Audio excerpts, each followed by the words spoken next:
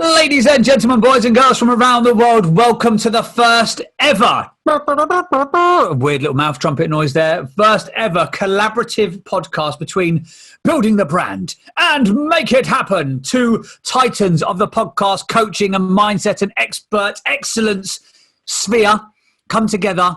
And this is the first ever collaborative. So I've done 125 podcast launches. Those of you who've listened to Building the Brand know this already. Those of you who have listening to Make It Happen, maybe you don't know. Hello, it's nice to meet you guys, by the way. But I've done 125 successful podcast launches for clients, including Will the Power Polston, as I like to call him. I've never, however, I like how that sounds. I've never, however, done a collaborative podcast ever. So this is going to be a conversation between two IPQA qualified performance coaches, two certified master NLP practitioners, and this might be the world's best in-depth conversation about personal excellence and how to smash your goals and live your full potential, etc. Or it might well end up being two mates who've just had a rambling conversation that probably should have been best left to the pub rather than having it via a podcast. But we're excited to do this together. Will Polston, welcome to the show. Welcome to your own show. I'll welcome myself to your show. We're already off to a flying start. This isn't confusing, is it? I've loved it. I've just opened my own podcast for a minute without saying a word. I've absolutely loved this. I've had a double intro from Peter Baker and the legend that is James Burtt. So everyone that's used to listening to the Make It Happen with Will Polston podcast, welcome. This is my dear friend, James Burtt. And as James already mentioned, we go way back to when we first started learning NLP together. And James has become a very dear friend. We speak regularly. I've been along with him on his own personal development and business journey, and he's been involved with mine. And as he's already alluded to, he was the man that helped me with not only this podcast, but the previous podcast that, if you haven't listened to, subtle plug here, Mindset with Neil and Will, that we did a few years ago. But we thought it'd be a really good idea to do something very different. So what I really wanted to do was get into the mindset of James, because James is an incredibly driven guy. He's done some phenomenal things throughout his time on this planet. In terms of his personal achievements, some of his accolades that he's done in terms of literally giving his body parts to other members of his family. And we'll get stuck into that a little bit. People are thinking, oh my God, what sort of show is this? Oh my God, no, that sounds so weird. I even know what you're talking about. And it's still sounding weird even to me. So yeah, that's a great, they call that a tease in the broadcast industry. What a great tease that was. Yeah. And I know James is quite interested in opening up about Make It Happen, how the brand has come about, and talking about some of the things that his audience will definitely find interesting. So we hope you're going to enjoy this episode. It's a first for both of us. It's a first for you. So I guess we should get stuck in. Absolutely. So one of the things that I wanted to do when I started my podcast back in 2019 was to have in-depth conversation with people who are building exciting brands and businesses. I wanted to have the in-depth conversations behind almost the origin stories. What I didn't want to do was like, okay, so tell us about your background. Okay, yeah, well, I've got certified as a coach and now I've helped thousands of people and I do some really cool events. And basically, I'm the Don of coaching. Like, there's no interest or value in that for anybody. I want to dive in deep to the backstory of business owners and entrepreneurs and people who are making cool stuff happen. Do you know what? I have a real issue because I say make it happen so often. Do you know what I've got? It's almost, like Hoover is a brand name, but it's used so often it becomes synonymous with the thing that it does. I've actually got a turn of phrase for you. So our mutual friend Steve, if he's like, oh mate, should we go out and train tomorrow morning? I'm like, yeah. I said, let's do a Polston and make it happen. Like, that's how I'm just so used to hearing that phrase. So yeah, I'm really interested to dive into the business that you've built, the brand that you've built. And I'm really intrigued also to discuss the level of importance and focus that you put on branding and marketing, because you are someone who's been in the coaching space for a while now, but you smash out the marketing, the questionnaires, the lead magnets, the funnels, the adverts, the retargeting. I mean, anything and everything that sort of big businesses are doing. Will the Power Polston is doing it off the bat as well. So tell us, if you don't mind, Will, and again, some of your listeners might already know this backstory, but how did you get started in this space? How did you begin essentially to make it happen? So I'll give you the short version again for people that have listened to this. If you want to listen to the longer version, I think it's episode 3 or something on the Make It Happen with Will Polston podcast. But I grew up with a belief that money equaled happiness. I went off on a tangent to earn as much money as I could as early as I could and become very good at that. And then when I was about 18 years old, I stumbled across personal development. The more personal development I did, the more money I earned. So I went off on that tangent until about 7.5 years ago, I had what I call my lightning moment, which was a realization where I cried my eyes out for about 15 minutes. Because in that moment, I realized that my driver wasn't really about money. It wasn't that money makes me happiness. What it was really about was my dad, and how, in my opinion, my dad didn't achieve what he was capable of, and the arguably negative impact that had on him, my mum, my family, me. And I basically vowed I didn't want anyone else to have to go through that suffering, in inverted commas, as a result of them not achieving what they're capable of. And that was sort of what started me off on that tangent. And having that passion, having that drive, having that desire to do something. But like many other people, I succumb to what I call when then syndrome. I'll do that when this happens. When that happens, then I'll do it. And for a few years, I procrastinated. I did leave the city where I was working at the time. I set up a renewable energy business that failed due to government changing legislation. I then very, very slowly started to make it happen.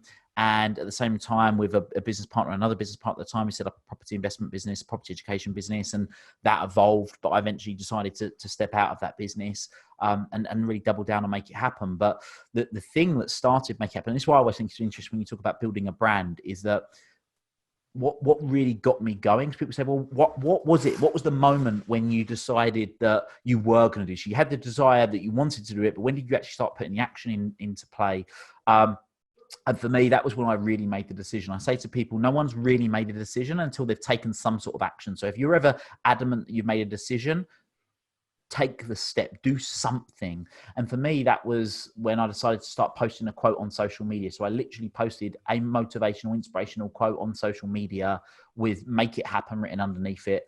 And that was the start. And then after a week, I realized that some people don't go on social media in the morning, they go in the afternoon. So I started posting 2 quotes a day. Then I set up a website a week after that. A week after that, I started blogging. 3 months after that, I had a 10,000 strong social media following. So it sort of snowballed as a result of posting a quote on social media. So you said that 7.5 years ago, you had that lightning bolt moment. What was that moment? Can you take us to it? Yeah, of course. So you can actually YouTube it. So if you type in Tony Robbins Thanksgiving story, Tony Robbins, I was at an event called UPW, Unleash the Power Within, and Tony shares the story of basically why he started Basket Brigade, which is known as the Thanksgiving story, again, to do with his dad. And as you know, James, is that metaphors are really, really powerful. Metaphor basically is a story that enables us to contextualize and put ourselves in a situation and make something understand. Tony used the metaphor of when a stranger knocked at his door and provided him Thanksgiving dinner when he when they didn't have any money and his dad couldn't afford Thanksgiving dinner. And his dad basically slammed the door in the stranger's face and said, "We don't accept charity." But I grew up with my dad always saying that they just got lucky, talking about my uncles. I've got 2 very wealthy uncles. And that's part of where my belief that money equaled happiness come from, because my Uncle Mark's a billionaire. My Uncle Steve's multi-millionaire. My dad, he did very well. We always had sort of food in the fridge, clothes on my back, shoes on my feet. But there was never enough. And it was always like, well, they just got lucky. They just got lucky. And I heard that excuse. And it dawned on me. I was like, wow, this guy, Tony Robbins, 4 decades on from that moment, has empowered literally millions of people around the world, partly because of that moment where he didn't want to experience that. And as a result of actions of his parents, and he went out to make a difference to other people. And I was like, well, if he's done that, for me, there were so many similarities. All right. The actual language that was used was slightly different, but the stranger at the door in that instance was one of my uncles. The fact that he said, "We don't accept charity," that was the metaphor for they just got lucky. And there was loads of different things. And I was just like, wow, that's where my drive come from. I don't want anyone else to have to go through the suffering. And that was where it was born from. Was it a weird moment to sort of step back? Because you said that from 18 years old, you worked out that you got good at chasing and hustling and making cash. And the more personal development you did, the more money you made. And at that point, money equaled happiness in your mind. So you go to this event, you're at UPW, you hear the Thanksgiving story, you have your own lightning bolt moment. You're like, Jesus, actually, money doesn't equal happiness. What was the emotion that you felt at that point? Was it relief? Was it excitement? Or was it just fear that, Jesus Christ, everything from underneath what I've believed the foundational stones of what I've been built on, I now don't know if that's real? Yeah. Do you know what? It's a really good question. It wasn't a feeling of fear of, oh my God, this is all now coming from underneath me. It was very different to that. It was almost like, the way I would describe it is, you know, when you peel an onion, right? If you peel an onion, layers come off that onion, and then you get to like I always call it the purer part of the onion, maybe the rawest part of the onion, let's call it that. And that's what it felt like. It was like I was shedding the skin that I'd sort of outgrown that skin or whatever. That was what it was like. So it was a euphoric moment. I remember categorically. I remember it so vividly. I remember a friend standing next to me. I did have a brief moment where I thought, he must think I'm crazy. Like, I have not stopped crying. I couldn't get my words out. I couldn't explain what was going on. I was sort of enjoying that moment. And yeah, it was super, super powerful. But you're right. It did unwrite so much of what I had believed up until that point. You know, I'd connected the dots in one way and then realized that actually, no, Will, that that's not how they're connected. You mentioned a minute ago that you believe that you haven't truly decided until you take some form of action. So in that moment, you have this lightning bolt moment. You're at UPW. You're amongst 7,000 other people. People high-fiving, slap each other on the back. Men hugging and embracing and crying all over the gaff. I've seen the video. I've seen I'm Not Your Guru. I get how this stuff works. But let's say that's Sunday evening. Yeah. What happens on Monday evening when money hustler Will goes back to the office or goes back to the day job or reality, let's call it, and then what you believe to be your driver now no longer serves you? Like, what was that next day like? Well, do you know, it's really funny because I talk about make a decision and take action, and actually talking about it now is I did take action. So I went home, and I remember at the time I went to my parents' house and I sat everybody down in the living room and I said, this is what I'm going to do. This is how the rest of my life's going to be. And I was on such a high. And then that Sunday night, I registered a company, which was called Willacan Limited. So, which was an abbreviation of my favorite quote, which is I will, I can at that point, one of my favorite quotes, and made that. And then the next day I went to the bank and I set up a bank account. So I did take action. But then I was like, well, yeah, I've set it up. I've started the process. I'll do it when I'm successful, rather than that, because those are things that I was doing behind closed doors. There was nothing that nobody else was seeing outside. Whereas now, if I make a decision that I want to do something, I use social media quite a lot, as I know you do. And if I make a decision I'm going to do something, I put it on social media, right? This is what I'm doing. This is what I'm thinking of doing. So I've now got that accountability to however many thousand people that are connected with me on social media of, you're getting this done.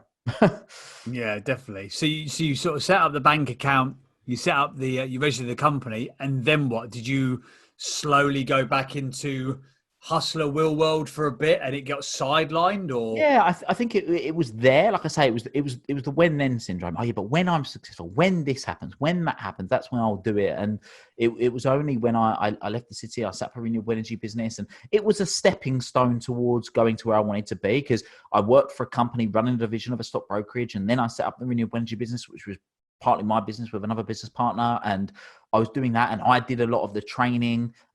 Interestingly, I was head of marketing, but I worked with our teams, and we had 85 staff working for us. We had quite a big team, and I did a lot of the training, a lot of the personal development training. We did 2 days intensive training when they started on how to communicate and doing all those things. So I was still doing personal development-esque things, but not out and out as a coach in the way that I do now. And was the sort of the adding the layers of personal development to the stuff you were doing with the staff, was that your way of really getting your foot in the door that you ultimately wanted to be going through? I wasn't doing it consciously, but yeah, the short answer is I would still do that. I would still be getting in. I'd be listening to videos, and I'd be creating talks and doing things that can inspire people, and have my team working on full cylinders. And that was the other thing for probably 5 years prior to that, is that I'd always had teams working for me that were sales teams. I needed to motivate, I wanted to inspire, and I wanted to make sure that they were doing the best. And mainly because it was about money. But I say that there was one guy I remember once who came and joined my team. And I remember at the time he was earning, if I remember correctly, he was earning 18 grand a year working for American Express as a salesperson for American Express. And then within 18 months of working with me as his manager and the training and everything we're doing, he had his best month. He earned £27,000 in 1 month. Now, by most people's standards, that's very good money. And that at the time he had a partner who was pregnant, and it meant they could buy a house. And I just remember that the satisfaction of him telling me what he was doing and the impact it was having on his family far outweighed the commission that I was earning as an override from being his manager. But yeah, that was definitely a factor for sure.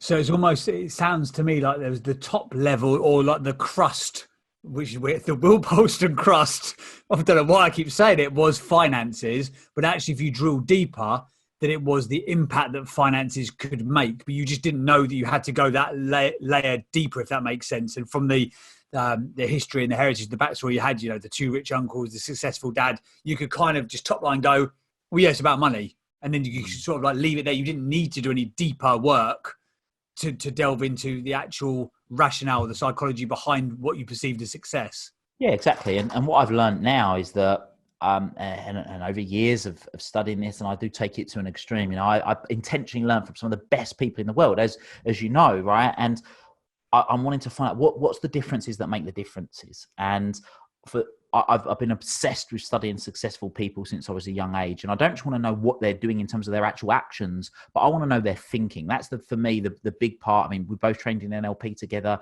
You know as well as I do, James, that modeling is a very prevalent part of people that are successful. They've modeled other people.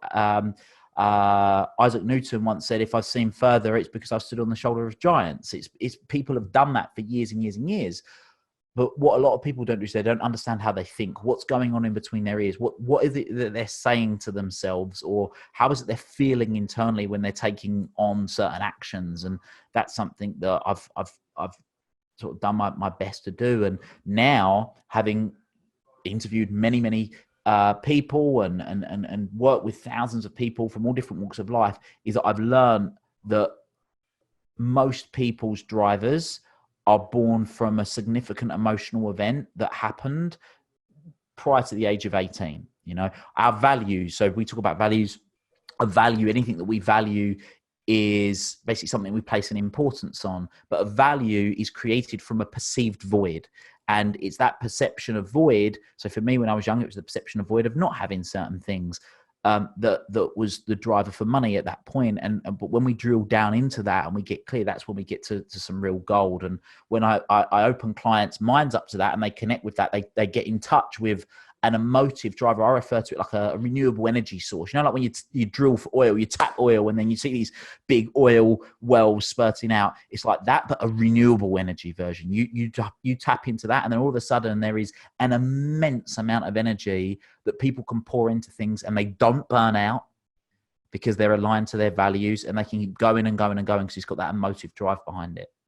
So you're working on discovering all this stuff while you're building up these other successful businesses. What was the catalyst to you saying, do you know what? I can see where these businesses will be going, but I want to go down a different path. Was there was it a gradual change of direction that you felt you needed? Or was there like a moment you were like, I've just got to back myself a whole 100% and go after this?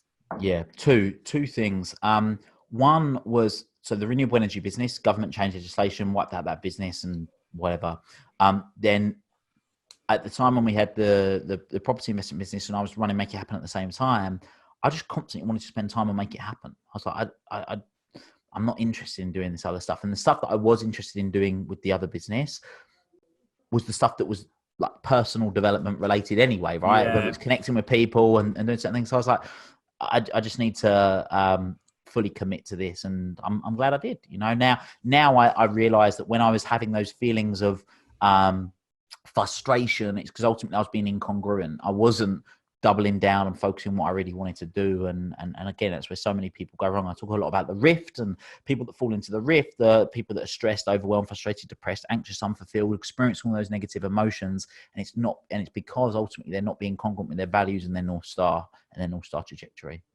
What happens then when you are feeling those emotions, but you are connected with it? Because obviously, you've mentioned that you had a successful business, 85 staff, turning over significant money, making significant money, to then go to that, from that to starting your own business. It's not all plain sailing, as we all know, as entrepreneurs and business owners.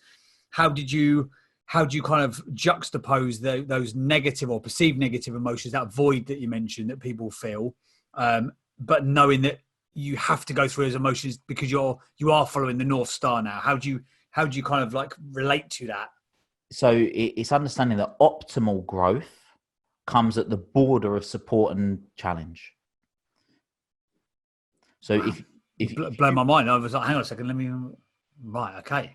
yeah. So if people want all support, I mean, for those of you that are listening to this, or for the same for you, if Hayley, your wonderful better half, was constantly just all over you, and yes, darling, anything you want, darling. Yeah, I'll do that for you, darling. In fact, let me take your socks off for you, darling. Let me mess with you. I would love that world. Please don't now take that away from me, because that's a beautiful vision of the world that I would like to live in. But if it was constantly like that, and I know that wouldn't. You'd be like, hold on a minute. And I'm not saying that you want to have her constantly nagging at you, which I couldn't ever imagine the wonderful Hayley would ever be like that. No, definitely not. But and that's why we're looking for optimal growth at the border of support and challenge, benefit and drawback, and we can look for that. And for people that are looking for a one-sided ideal, or the ones that are living in the illusion of having a one-sided ideal, or the ones that are experiencing those negative emotions, which are just a signal to get them back on track and going, hey, look, no, wake up. This isn't what it's about. And when you're having those real challenging situations, of which I know I've certainly had mine and you've had yours, is when we see it from that different perspective, and all of a sudden it becomes empowering again, and we can operate from that place because we know that it's serving us for the greater good. It's interesting, actually, just sort of on a personal note, when you talk about the people who've got that energy and they can just keep going and going and going, but they don't get burnt out. I've often thought for myself, and I watch people like you as well, like, how do we not just have a freak out, or have like I need a fortnight off? We just don't get to. I've never seen you off for more than a couple of days, and that's not like he never takes a break, or he's up until recently young, free and single. He can do what he wants, but I think there's that positive energy. You just want to be doing stuff all the time, and it's really interesting that you brought that up. Do you ever do you struggle as an entrepreneur to have to take forced breaks, or do you need them, or do you actually enjoy them?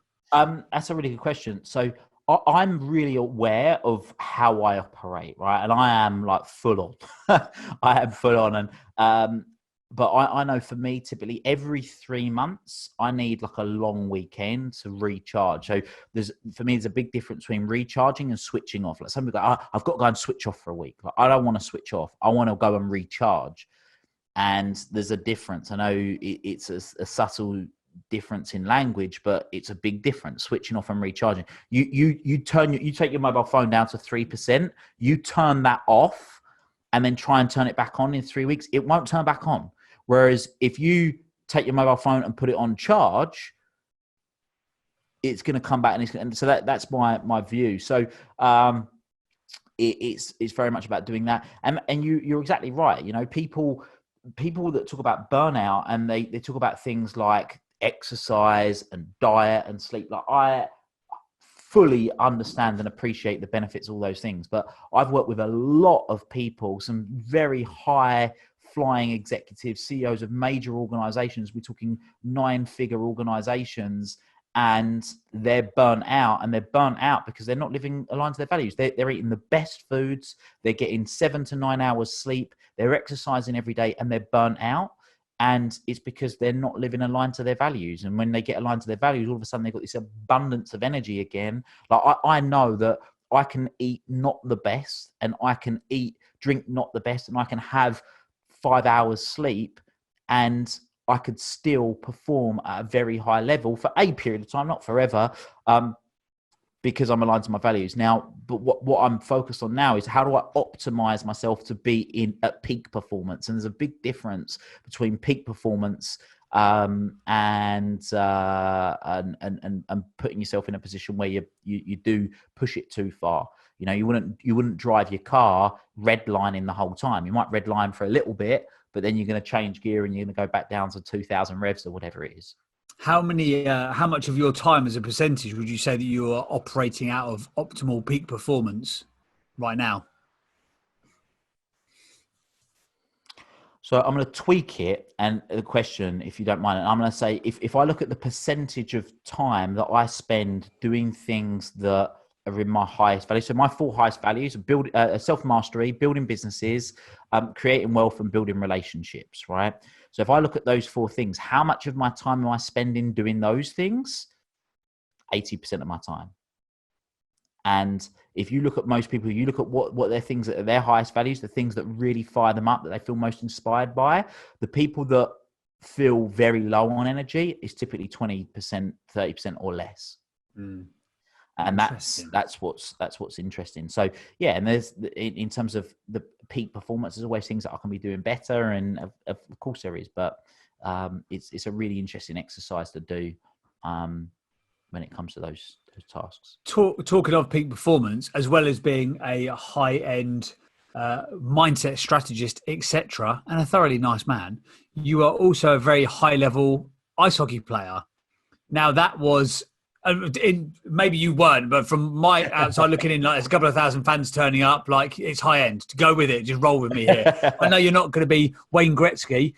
Notice there, the only person I can reference in ice hockey was from like 30 years ago when I was still watching it. But you operated at that high level. You recently retired from playing pro or semi-pro ice hockey. Have you found that you have more energy and time and focus to operate in peak performance in other areas now? Or have you found that because you've stopped performing, literally physically performing at a peak level, has it sort of knocked you off kilter at all? I've never actually said this to anyone, which is interesting because now I'm about to say it to a few thousand people that are going to hear this show, is that for the last couple of years that I was playing ice hockey, like I just wasn't, I wasn't getting the enjoyment out of it that I used to. Oh, really? Wasn't. Yeah. And it's the thing is with ice hockey in the UK is that we train very late at night. So we're getting on the ice at like 10:30 at night, and we're both morning men. So I like to get up at the crack of dawn, and then I get my day underway, gym, long days, because I lived 20 minutes out from the ice rink. But my office was 5 minutes from the ice rink. So I'd stay working till like 9 o'clock at night, 9:30 at night, and then go to the ice rink. So I was doing like 15-hour days twice a week, and then going ice hockey training for 2 hours, then getting off the ice, then driving home, getting home at 1 o'clock in the morning, then getting up at 5 again, doing that twice a week, and then playing a game at the weekend where I could be traveling as far as Cardiff from Essex. And then playing again the next day, maybe up in Peterborough at home, which is a late night game. You get to the rink for 3. By the time you played the game, finished the game, you got home, it's 9:30 on a Sunday. It just wasn't something that was really filling me up and firing. So I was feeling more drained. And the other thing is because I was on the ice, and it was a semi-professional level. Like you say, we had a few thousand fans come in. People are getting paid to play. Some guys finishing work at 2 o'clock, chilling out all afternoon, then going hockey training. Like that was their life. That's cool. Some people, all they did was play hockey. They didn't even work, they just played hockey full time. It was something that definitely took it out of me without a doubt. So then when I stopped, I was like, all right, I've got my energy back. I don't feel as tired. I don't feel as knackered, and I could put more into being where I want to be. But I put that down to not necessarily the physical demand of it. It was the fact that it wasn't sitting in my highest values then like it was 5 years ago. Yeah, absolutely. Have you found another channel for kind of that competitive edge, or are you... Yeah, trying to beat your podcast numbers every week, good luck with that. You're better off getting back on the ice, mate, to be fair. I'm just smashing it. Have you got your podcast on Ghana yet? That's the big one. Jeez. I was amazed at how many people over in India listened to my podcast last week. I was blown away. Yeah, unbelievable. I'm getting like 300 or 400 people a day in India listening to this podcast. It's unreal. So there you go. Top hack for podcasts is if you haven't yet got your podcast onto Ghana, if you've never heard of Ghana, go and check it out. It's the biggest online podcast platform in India. And I think it's got something like 120 million users, and they get 3 billion streams per month. So it's definitely worth putting your content into the earbuds of those guys over there. I want to talk about the brand of Make It Happen, if you don't mind a little bit. I know I've hijacked this now. Apologies. I know, we are going to find out about James's mindset very soon. Don't worry about it, guys. Don't worry. It's mainly a very dark place to live. Other than when I'm making podcasts, I'm a very, very aggressive and a horrible man, frankly. So you don't need to know too much about that. The brand of Make It Happen. How early on in the evolution of the coaching business did you realize the importance of a brand and marketing yourself in the right way? Because you've always been someone there's a lot of like coaches popped up at the same time. It seems to be like the sort of the in thing to do. You were already in that space and dominating it, and your brand was out there, and your brand sort of opened doors before you would walk into a room. How, where did you learn the importance of marketing and branding from, and how did you look at it when you started out? You know what? If I'm really honest, I've always, I say always, not always, for the majority of time, I've always had a high value on how things look, whether that's been how I look, how my car looks, how well groomed I am, clothes, office spaces. I've been quite particular about how things look. I always have. And, when I started Make It Happen, I had a vision of what I wanted it to be. I wanted it like I literally created my first ever the Make It Happen logo. I created on oh my god, what was it called? Monkey, not MailChimp, Monkey something. There was like an equivalent of Canva a few years ago. I'm gonna have to Google what it was now. And I created the website on that, not the website, the logo on that by just using letters. And yeah, it was what is it? It's really going to bug me. Pick Monkey, that was it. Pick Monkey is what I used, and I created on that. And yeah, I put it out there, and there's still a part of me now that thinks that our branding could be a lot better. I did so much ourselves, and I know that a lot of people, they invest heavily in professional designers for a long time. I didn't get my first professional designer for like a good few years. I was doing stuff all by myself and playing about with different things, or bringing in team members that could do stuff, or speaking with people that could do stuff. So I can't even remember your question now. How important, when did I understand the importance of it? I think, look, for me, and I'm not going to, I'll explain who I first heard this from, which was Tony Robbins, is that business is two things. It's innovation and marketing. And if you're constantly innovating, you're constantly marketing, you're going to get yourself in a strong position. And whether we like it or not, most people judge a book by its cover. And I think that it can go a long way in terms of what we do. Make It Happen as a company name, but certainly as a slogan that a lot of people use, even yourself included. It stands out, and we've tried to do what we can to make things look a particular way. We did a big rebrand last year and a half ago, which was absolute hell doing the rebrand. I'm glad we did it, don't get me wrong, but I do think it is very important. You know, when we think, our subconscious thinks in pictures. And when we hear a company name, we picture something in our mind, and we have an opinion.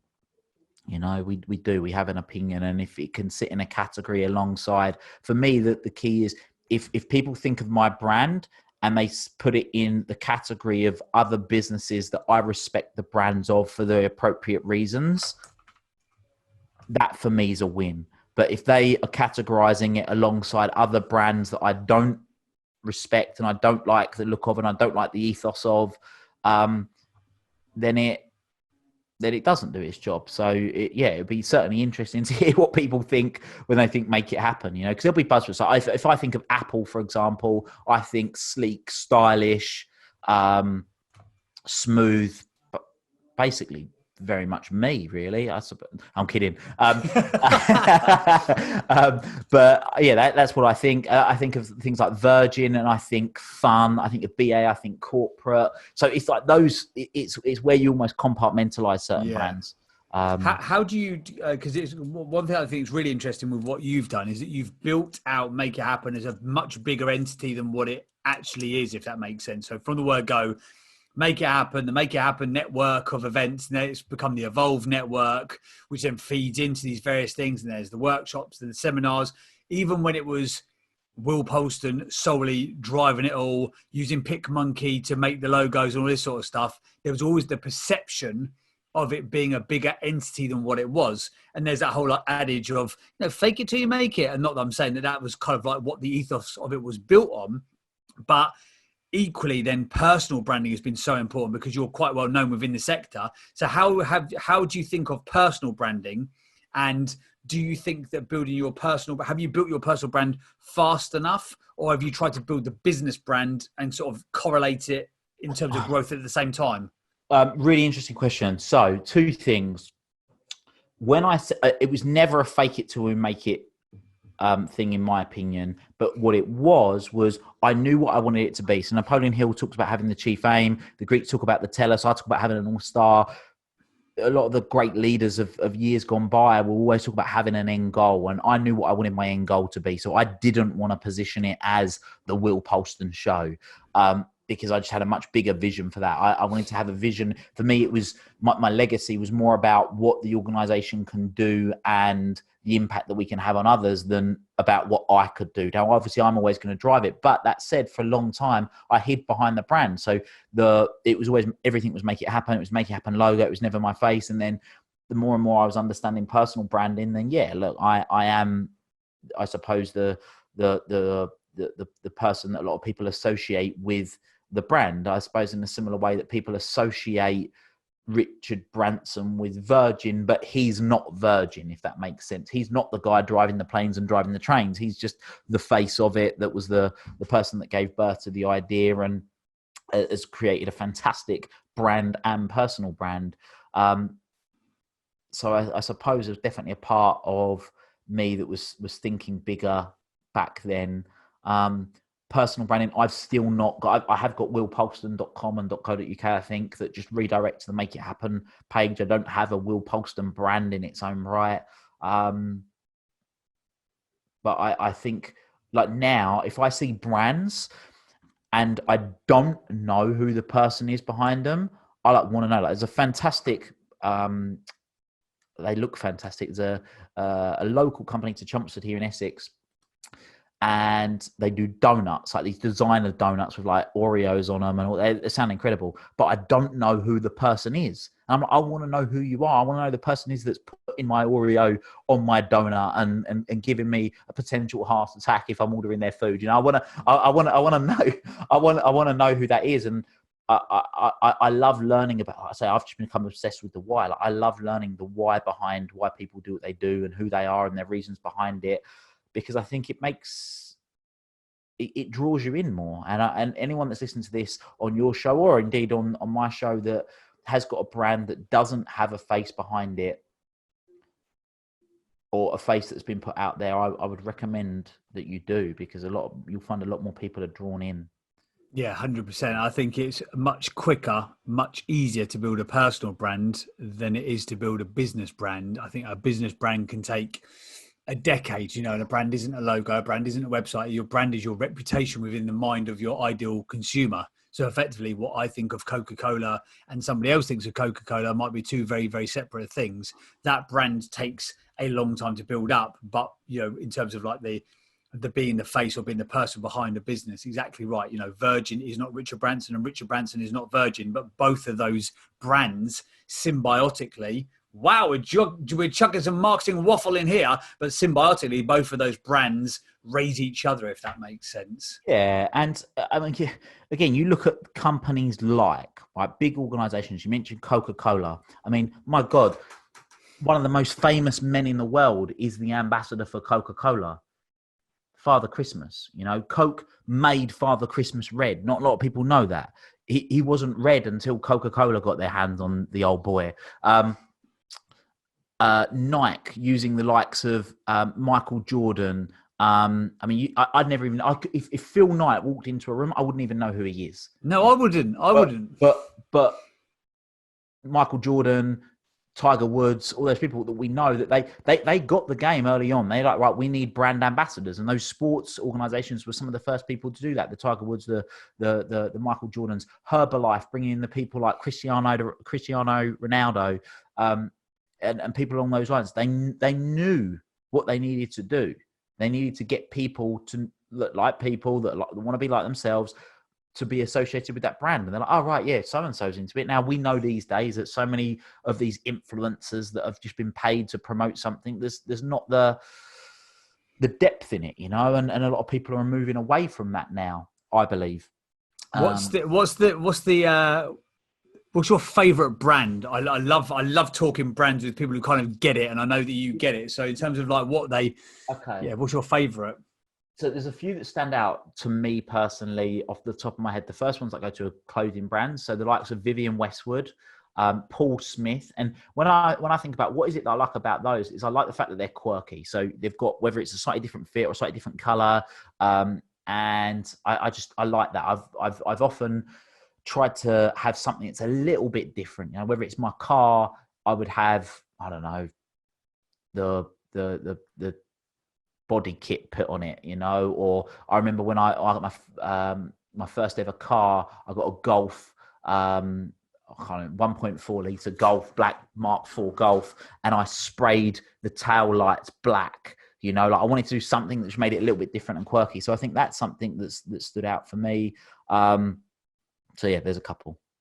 Nice. I like it. What's the, obviously 2020 did not quite pan out as we expected it to. Some businesses have, really, really dominated and benefited from the situation, and other businesses have, really been tested by it. And, there's probably a bit of a mixture of both. Have you found that in the personal excellence, personal mastery, coaching, business coaching space, has COVID and lockdown, has it helped or hindered make it happen as a business? Look, we used to run 6 events per month in 6 cities around the UK, and we had to make a decision overnight to stop running all of our events. So yeah, it definitely impacted us. What's been interesting is that whilst we've not been running those events every single month in person, we have run them online. Is that I've seen two ends of the spectrum when it comes to coaching. So there was a lot of people that very early on that got put on furlough that have gone, hold on a minute, I thought I was in a job for life that I quite liked, but all of a sudden they have the boat rocked and they've gone, actually, I think I want to work for myself. I want to get clarity on what I want to do. So we've had those sort of aspiring entrepreneurs come into our world and want to look at doing more coaching because they want to get clarity on, like, where do I even go? Like, how do I find my purpose? How do I know what I want to do for the rest of my life? So we've seen a new wave of people on that end of the spectrum. And then the other end of the spectrum, more so what I would class as my one-on-one client demographic. So the business owners that are turning over between sort of 2 and 15 million quid a year, that have maybe been in business for the last 10 years or so, maybe even a little bit longer, and 12 years or so, that have, I'm not going to say they've had it easy, but they've not had any other recessions to deal with. They maybe started a business on the back end of the last recession for whatever reason. And then for the last 10 years, they've had sort of a steady incline, and they've maybe not done coaching, or at least not done it for many years, because they're like, yeah, I know what I'm doing. It's okay. I don't really need coaching. Then all of a sudden, bam, this happens. They're like, whoa, this is lonely at the top. I don't know. I don't really know where to go. I've got all these thoughts going around. I've got all this anxiety. I need to speak to a coach. A coach might be able to help me in terms of my personal life and my professional life of where I go. And I've seen a number of people that have come to the table because of that as well. So it's sort of both ends of the spectrum that we've seen it for sure. What's next for you guys in 2020 then? So the events, like I say, they're off, and I imagine that you use, like a lot of other sort of businesses in that sector, you use the events as a means to securing other clients for more high end ticket items, etc. So if you had to like completely, I hate using the word pivot because it's the word of 2020, but if you had to like pivot the model entirely, and what does it look like now? Do you go back to events in 2021, or are you like, well, actually this works better online? I would love to go back to events. we all know that the world's going to be very different. We've just run our first, so my 2-day signature workshop called Unlock Your Potential. We've just run that virtually for the first time. I brought in a full AV team. We streamed it over Zoom. We had people as far as... How did that go? I saw that. I saw the Saturday morning, you with a Madonna-esque head mic walking into what looked like bloody, the back office at Tony Robbins' latest gig. And I was like, Jesus Christ, he's gone all out. How did it go, the digital I think it was revolution? fantastic. We created an in-person experience for people. So we sent out the workbooks and all the other stuff that you would get if you come to a live event. And I had it streamed. I could see everyone. Like I say, we had people as far as Dubai. So I would have never have had certainly the person that was that particular person in Dubai would not have traveled to the UK for 2 days to attend that event. We had other people that said to us that they wanted to do it. We had a lot of people that said actually we're more inclined to do the virtual version because it was saved on travel costs, saved on hotel costs, all that stuff.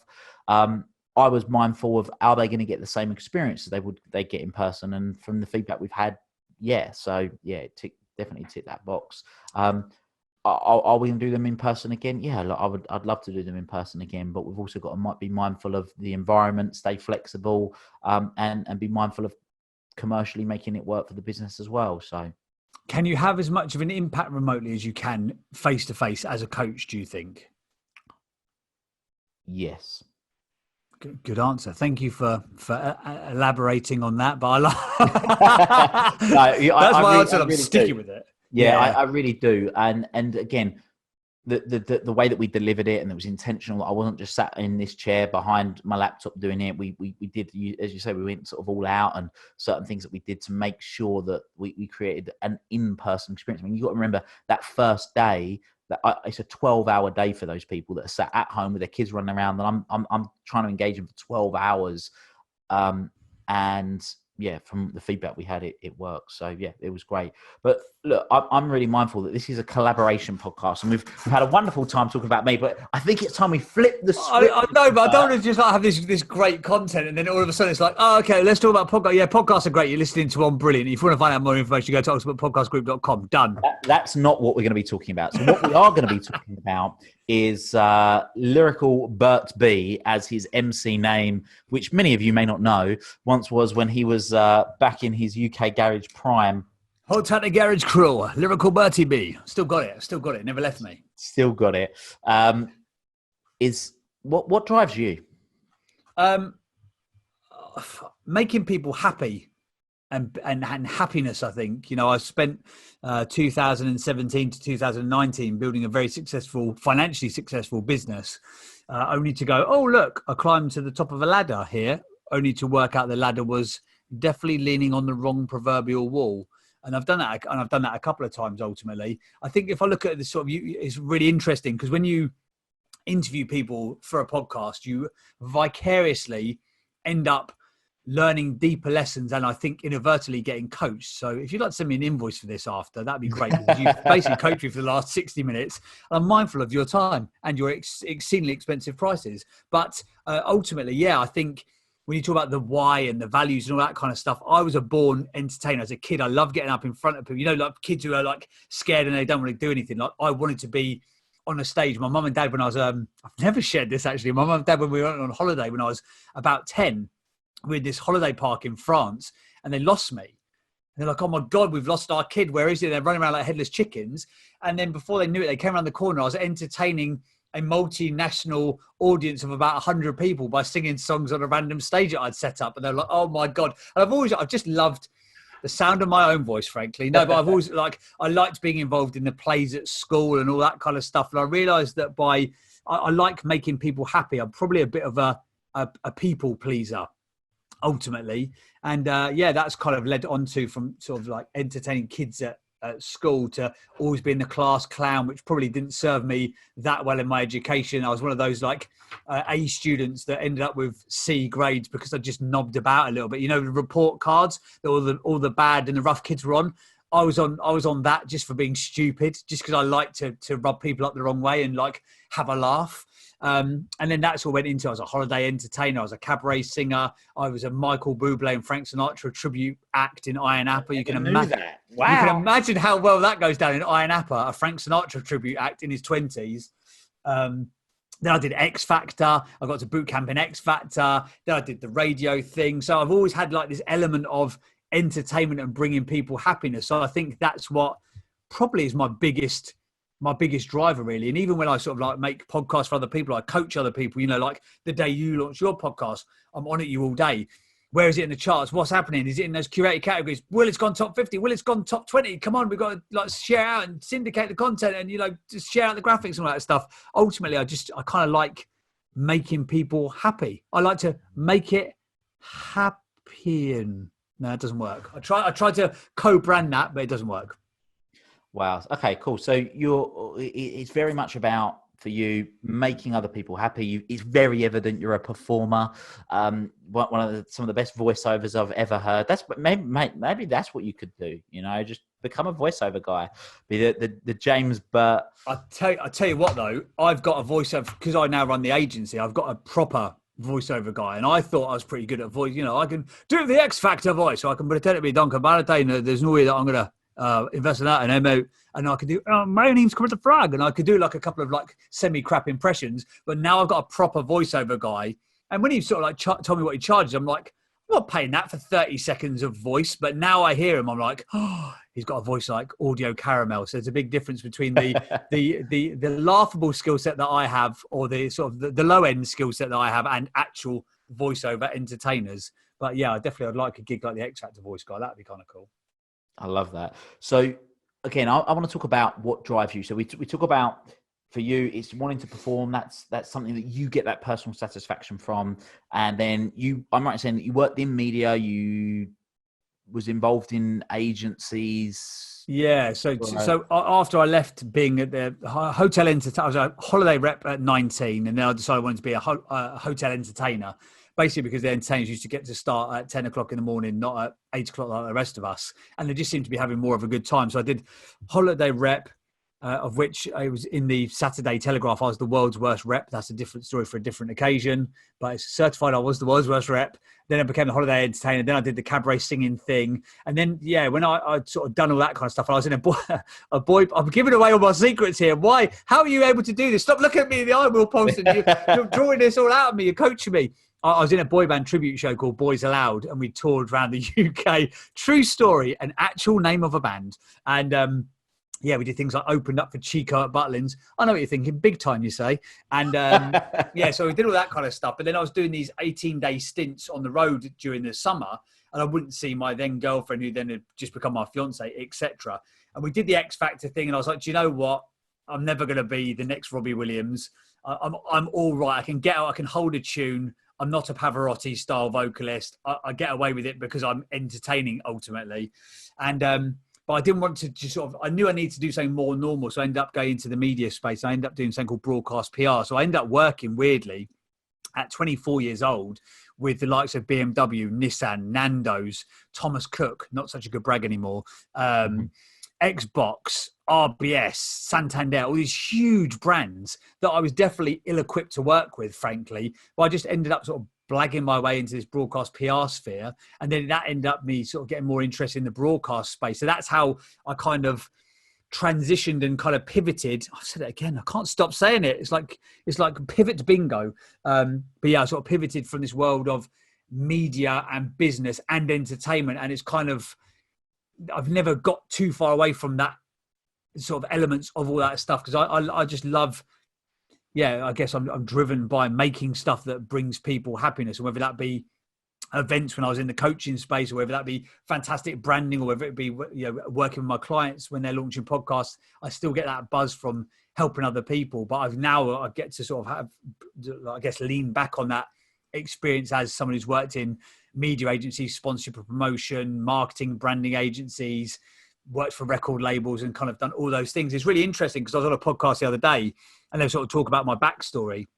And I remembered that even in 2012, when I got married, it was a joke that even my best man said at my wedding, you know, the sort of like the embarrassing best man speech. He was like, you know, we all know that James is really committed to a job, and everyone like laughed their heads off. Because at this point I was 28 years old and I'd had 34 jobs. Wow. And at one point I was quite embarrassed by it. But then actually now I look at it, I'm just I'm an opportunist. I'm an absolute opportunist. I see an opportunity and I will dive both feet into it. You know, I've had property companies that I've, you know, done 50, 60 grand a month rent rolls and been in charge of 10 million quid worth of property. And I've coached loads of people. I spoke on stage with Les Brown. I've interviewed Grant Cardone. All these things wouldn't have happened if I hadn't of been opportunistic, but I definitely used to frame it in like a negative way rather than a positive way. That's for sure.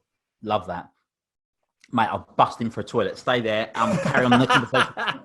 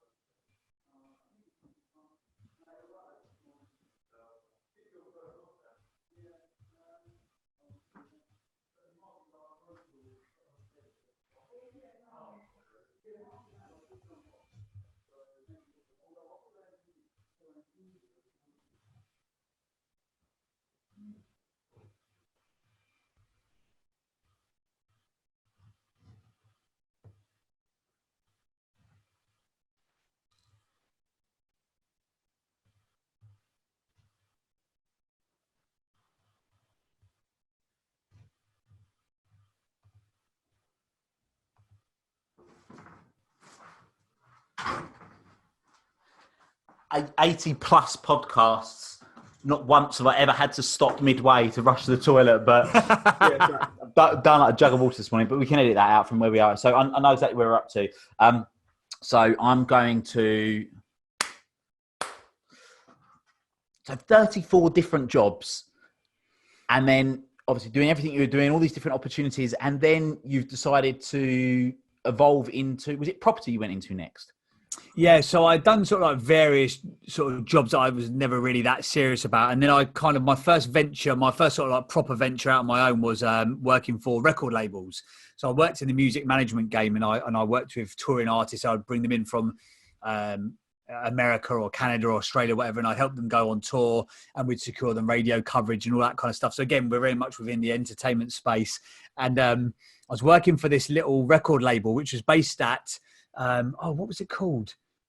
Not Neil's. Yeah, Neil's Yard, which was the original place where Neil's Yard, the brand, was built. And it was also the place where Virgin Records had first started. Number 3, Neil's Yard, was where Virgin Records was based. So I had this beautiful like history and heritage within the music game. Loved the bands we were working with, loved the projects we were working with. And one day I came in, and the boss, and it was a really weird, because I loved the boss. We got on so well, just me and her and some other outsourcers who were doing various bits and bobs. She had a massive back history in the music game, but I'm not sure she understood really how to monetize and move forward in this new digital age that we were in, fundamentally, because music was going over that point where downloads were taken over from sales, and the only way you could make money was live and all that kind of stuff. And she said to me one day, she went, "I've got an idea. I'm just going to run it by you. Just let me know what you think. How would you feel?" Just an idea, by the way, just an idea. "How would you feel about taking your wages this month in installments?" And I was like, I'd feel real bad about that. I've got to be honest. I would feel very bad about that, given that I've already done the work and we're already at the month end and you're supposed to pay me today. Are you basically saying there's no money? And she was like, yeah, basically we're kind of hard up. And I'd seen the writing on the wall for a little while, but every month we'd managed to blag a client, or she managed to blag some funding from somewhere.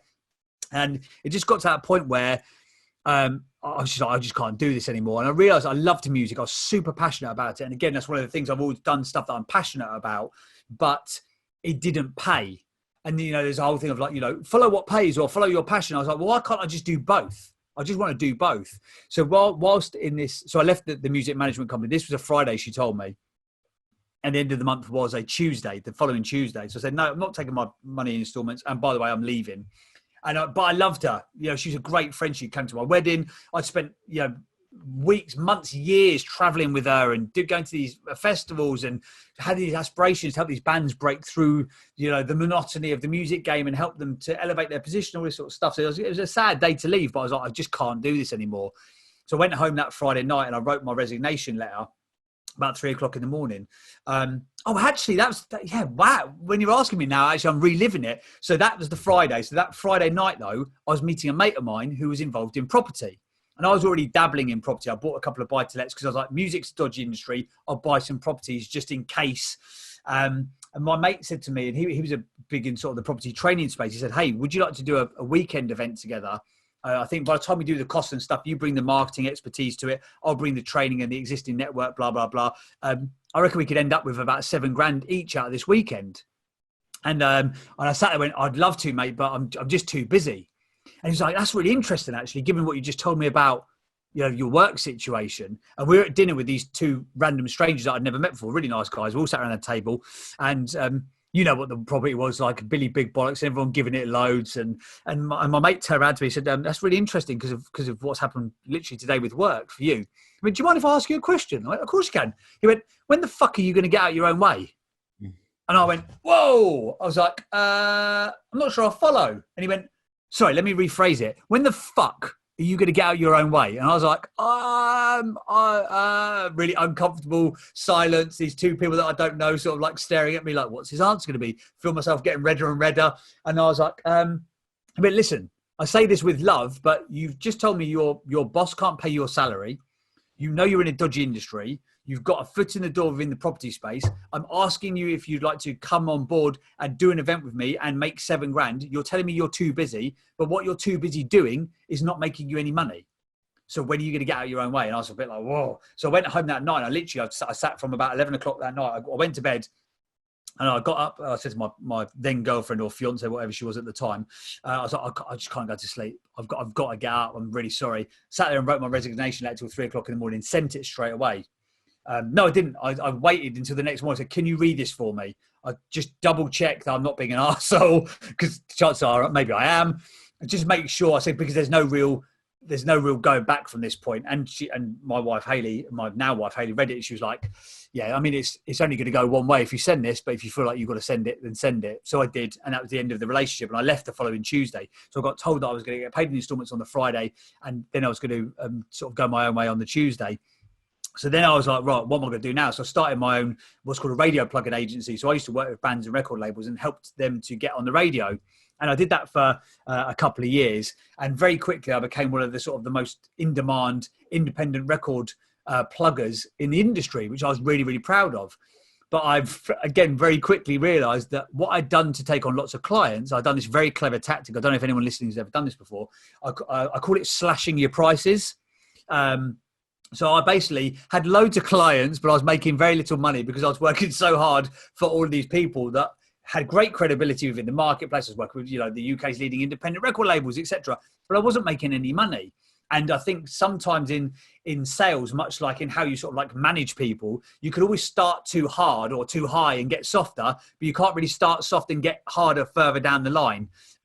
So the price that I'd tried to hook these people in with, they were like, well, you told me you could do it for 500 quid. Why are you now trying to charge me 1,500 quid? And I was like, well, that's an introductory price. We're like, well, we would always like to pay the introductory price. So I got to a point, I was working with like 16 clients per month at any given point, and I was just making no money. And at the same time, I was sort of investing in these little properties, and someone said to me, would you manage my property? And I worked out that if I managed their property, I'd make 400 quid, which is the equivalent of like working for one client within the music game, which was taking up, hours and hours of my time. But this one client with property would take me an hour a month. I was like, hang on a second, £400 per month or £400 per hour is simply like a simple crossover. But again, the whole thing of me wanting to always be sort of chasing a passion as well. At the same time, the property space was very, very, and you know this sector yourself, it was very prevalent with like coaches and experts. There's a lot of big stage events, you can put several hundred people in a room. That's how you drive the business forwards. So that kind of ticked the box of my ego being pushed, I guess, or being on a stage or being a performer. So I could still be a property investor, but then I could teach people how to be a property investor on a stage so I could be a performer at the same time. So that was probably the first time where passion and profit kind of aligned ultimately. And then I was doing that for a little while. And then again, being opportunistic, launched my first ever podcast, 2017. The day I launched, it was Tim Ferriss was number one. I was number two and Gary Vee was number three. Don't get me wrong. Tim Ferriss and Gary Vee have probably done better in the podcasting space than I have since that point. But still, we were rubbing shoulders for a couple of days, which was nice. And then I literally got asked to start a coaching business off the back of that podcast. And that led me down the coaching line, which then sort of led me to becoming, with yourself, IBQA certified in Master NLP practitioners, peak performance coaching, etc. And I started coaching people on podcasting as well. So yeah, property and music collided some way back and provided the opportunity to have a passion and profit, which I'd never had before. I'd always had one or the other. When I was a touring band member, I remember there was one of the big holiday park groups was called Park Dean Resorts. And they had like 50, 60 big parks. If you got on at Park Dean, like you were set as a touring act. And we got on the first year. It was really exciting. We got to go to all these places. We got to go to all these big campsites. And, I was loving it. And then we got to the end of the season and then we got the contracts for the following year.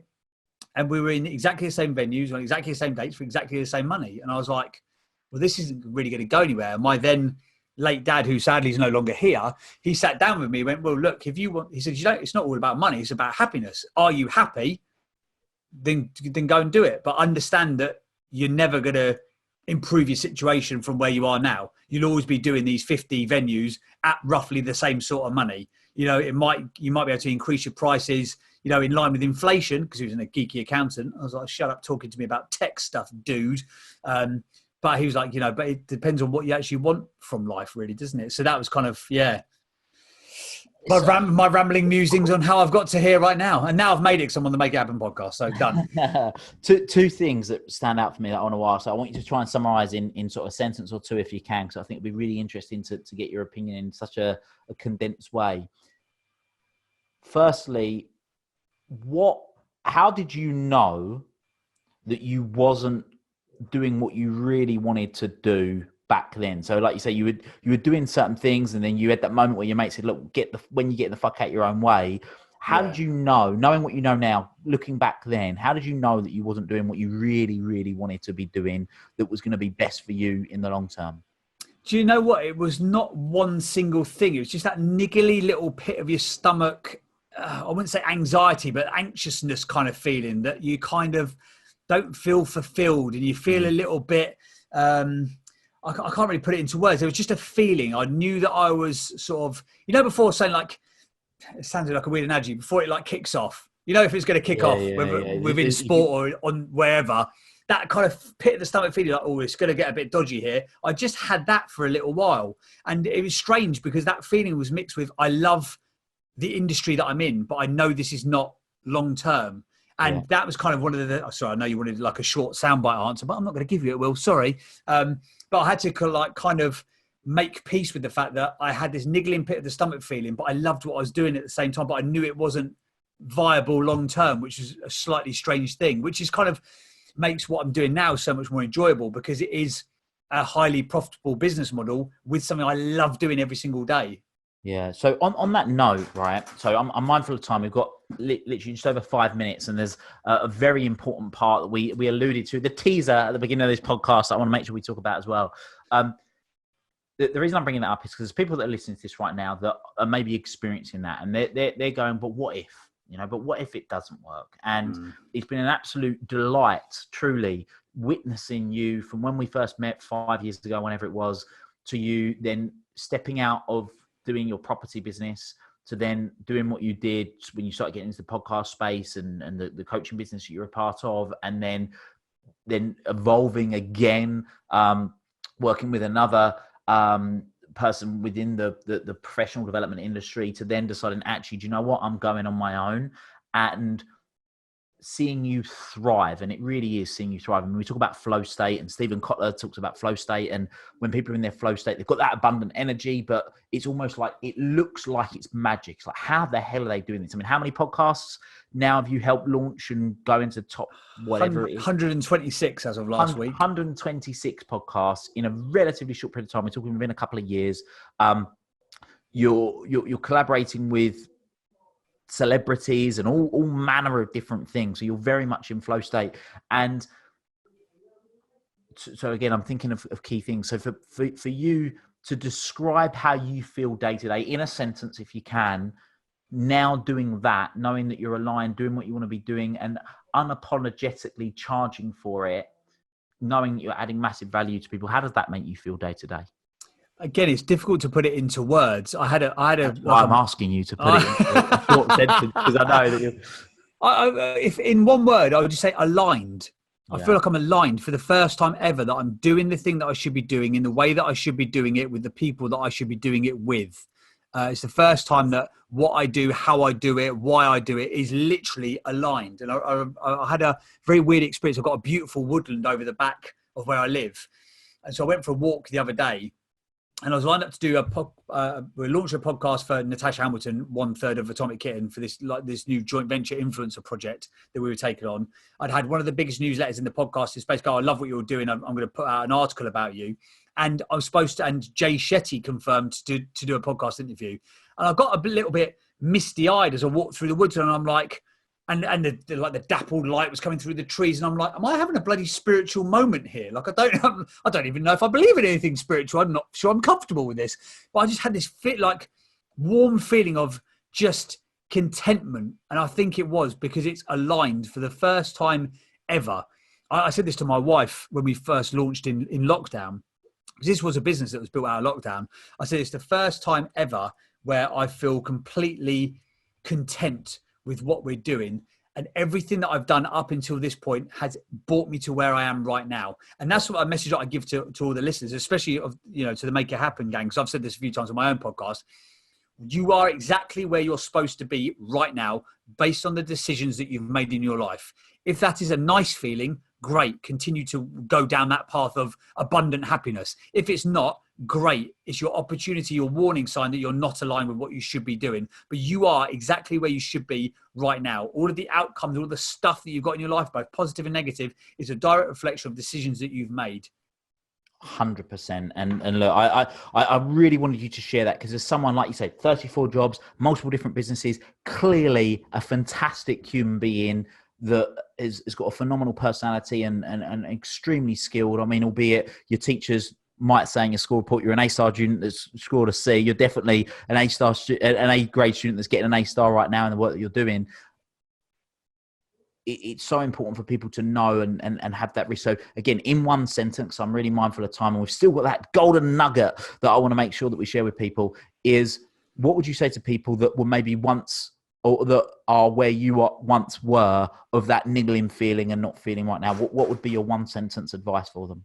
It would be to take a breather, in a very sort of literal and figurative sense. Go out in the fresh air, take a breather, take a notepad and pen, take a deep breath in through the nose, hold it in for 4, hold for 4, breathe out for 4, and deeply assess why you feel the way that you feel. There's a great coaching model called the 7 layers. You can sort of look at, well, I'm unsatisfied. Well, why are you unsatisfied? Why are you dissatisfied? Why are you angry? Why are you not content? Dig down and work out why it is that you feel the way that you feel. And then, to your point earlier, take one step towards positively changing that situation. If you're an accountant, but you want to be a rock star, you're not going to do that overnight, but can you, get into a band with your mates? Could you, do some pub gigs? Could you start producing records in your spare time? Could you go be an accountant at a record label to get one step closer towards the dream life that you perceive that you want to have? So yeah, take a breather, take a step, notepad and a pen, and just scribble down. Scribble in the fresh air. Love that. So the teaser that we've been alluding to for people throughout this whole process, and again, I'm mindful of time, is that you decided to do something hugely admirable for, I might say, a family member. Yeah, my brother-in-law. Yeah, your brother-in-law. Do you want to just tell the listeners in sort of 2 minutes what you did? But what I want to know is why you did it. So my brother-in-law, who I love dearly, a guy called Steve, has polycystic kidney disease, and he's had it since his 20s, and he was getting sicker and sicker. And he'd never really wanted anybody to, there'd been sort of talks of people donating organs and stuff before, or a transplant and all this kind of stuff. And he never really wanted to do it because he never wanted anyone to put themselves at risk. And he never really not valued his life that much, but it was only when he had children that he really had, something bigger than himself, a bigger why or a bigger purpose to live for. So all of the family did that standard thing. Oh, I'll get blood tested, and I'll give Steve a kidney. But I actually meant it. I was like, if he needs it, like you physically, as a human being with 2 functioning kidneys, you don't need both. It's the only organ that you can regenerate with just one. So he didn't have any, and I had 2. I only needed 1. It was simple maths for me. I did all the tests and stuff. Unfortunately, we weren't a blood match, and I was like, oh well, dodge that bullet, but at least I get to look like a hero. They said there's just one final way that we could make this work, and it's called a match run. And I was like, what's that? And they basically said that they pair people up, so the blood types and all that, kind of like the DNA markers have to match up. But effectively, what I did is I donated a kidney to somebody else, and somebody else donated a kidney to my brother-in-law. So on the 19th of December 2018, it would have been, there was 8 of us involved, 4 pairs of people, 4 donors, 4 recipients, and we all donated. It was like a bring an organ party, effectively. And so I went to Melbourne, Australia, and gave a kidney, and then woke up with 1, and it now functions at 80% on 1, whereas I had 100% on 2. So I'm still all good. And Steve, my brother-in-law, now lives a fit and healthy life and has just a different life. So it's well worth doing. Incredible, absolutely incredible. And look, if I didn't already think you're incredible, which I do, for anyone that's willing to do those sort of things for anyone, family members, whoever it is truly, truly admirable. And you very much, I know you like to perform and be the laugher and the joker, but I know that it comes from a genuine place of wanting to make other people happy. And mate, you are the epitome of making people happy. You're literally physically making people happy. Mate, absolutely kudos to you. So James, you have been a legend of a guest. For people that are listening to this on the Make It Happen podcast and going, I think he's quite funny. I actually want to hear his sweet voice and hear a little bit more about what he's up to with building the brand and the Ultimate Podcast Group and all the wonderful stuff that you're doing. Where can people find you, hunt you down, and learn more about you? Yeah, cool. Best place is Instagram. So at James Burtt, BURTT official. And likewise for people who are listening to Building the Brand, which is getting bigger and bigger every day, which I'm mega appreciative of. Go and check out Will's show. If you've enjoyed this conversation about mindset and personal development and how to the self-excellence and success, go and check out the show. Click the link in the show notes and you can go and subscribe to Will's show. He's got, who did you do a podcast with recently? James Arthur Ray, you did a podcast with? You got half the cast of The Secret. Brandon Block, didn't you do an interview with Brandon Block recently? Yeah, Brandon's a good legend. Friend of mine. But yeah, we've got some good guests. I mean, I had a great podcast coach, didn't I? Teaching me what to do. Yeah, of course you did. Of course you did. There you go. But yeah, I've really enjoyed this. And I know we sort of joked at the beginning of, we're not really sure what this collaborative podcast is going to be like, but I've really, even though I know you and love you dearly, it's always nice to dive in more deeply to your backstory, because I think you're making it happen in a big way. And I think you're making a real positive impact in the world. I know you want to reach a billion lives and have a positive impact. And every day I see you creep closer to that goal. So fair play, Mr. Polston. I doff my cap to you, onwards and upwards. Thank you. So for those who've been listening to this, again, likewise, go and find out James. We've got all his details in the show notes and you can access all of those there. Until next time, make it happen. Oh, I haven't got a good tagline, have I? Damn it. Yeah, build a brand. Great fun. Thank you, mate. Thank you for listening to this episode of the Make It Happen with Will Polston podcast. Make sure you join Will's free Facebook group, the Make It Happen community. Please support the show by subscribing on iTunes, Spotify, Stitcher, SoundCloud, or Google Play. Share this episode with at least one friend you think would benefit from it, and give Will a 5-star review wherever you download your podcasts. Until next time, make it happen.